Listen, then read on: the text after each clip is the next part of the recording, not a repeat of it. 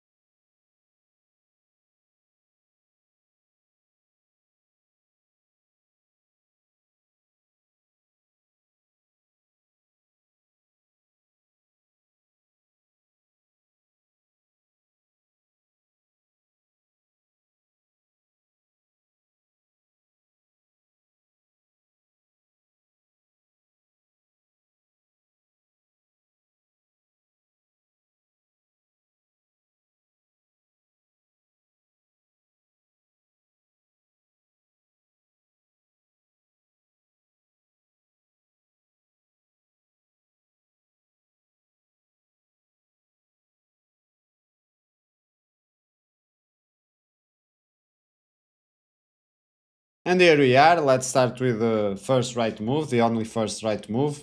White is playing for a win, don't forget. King e3, good move. Okay, so let's analyze the position. Well, this is a bit crazy because at first we see, okay, white has 3 pawns, but black has a bishop and a pawn.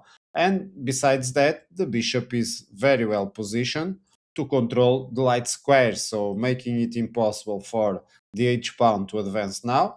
And also, it's going to grab the c pawn, and also after that, it's even harder because if the pawn advances, then the bishop just places itself on d3, blocking the diagonal, and the only way to move is the king supporting the pawn.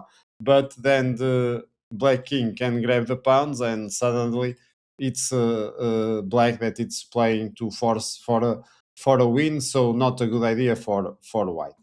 We already know this move is good, but let's see what happens if I advance the d pawn. So trying to create two isolated pawns against the bishop, so I can try to win.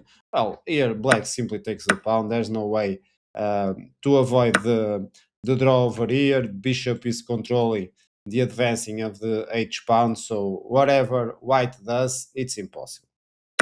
What else? What else we have here? Of course, if the king goes to support the pawn too soon, this is not enough because the bishop simply takes the c pawn. And of course, what can white do here?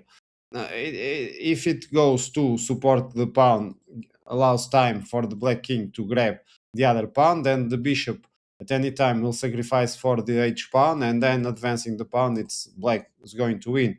So another idea that doesn't work. That's why the king needs to come to help the pawns to advance. But of course, now we reach that situation where black takes the c2 pawn, and from here it's a bit hard. This endgame study, it's very short, really interesting, but forces us to find some important moves, important maneuvers, and this is one of those. And the move here is to play d4.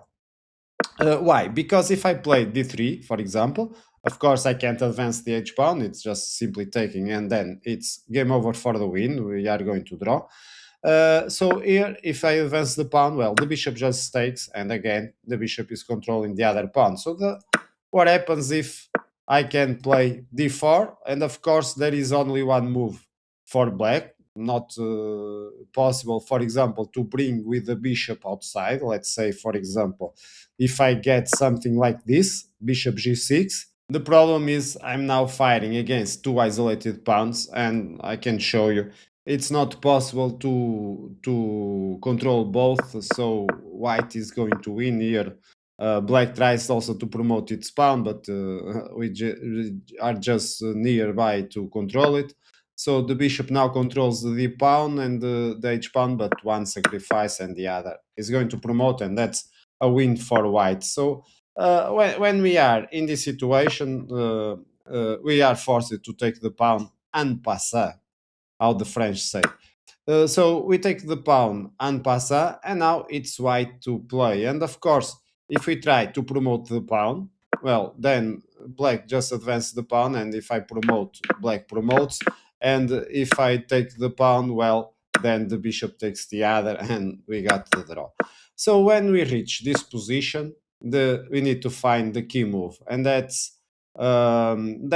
where I recall the study we had here before called the bomb, where this simple move wins the game because the king blocks at the same time the pawn from advancing and the bishop from controlling the advancing of our pawn. So whatever black does, let's say for example over here, we are going to have a queen and then win the game. So I really find these ones interesting. Sometimes we get deeper studies, sometimes shorter there, like this one, but we are able to learn from anyone. Another question I want to ask you is: we saw this one, but what if I go over here, and why is this a mistake? Because at first sight, the bishop takes the c2 pawn, and I get same position, more or less. It's the same technique. the pawn needs to take, I can bring the king to d2, and this is a win. Yes, but the problem is these are the small details that make the difference between winning or drawing.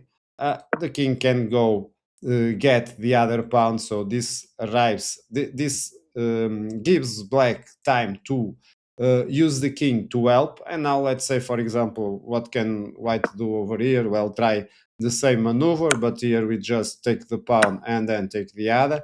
And notice what happens. We are playing again with two isolated pawns against the bishop, but they are not enough because now black king can reach one of the pawns. Let's say now it's attacking the h pawn, so if the h pawn sacrifice is not now, is too soon. And here even the bishop also coming to the diagonal, but it's faster to go directly with the king, and of course the pawn is lost, and there's a draw in the end.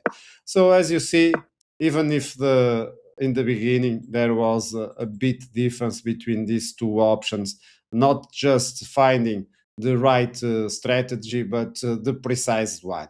Hope you have enjoyed this one, and as always, I see you in future ones. Bye bye.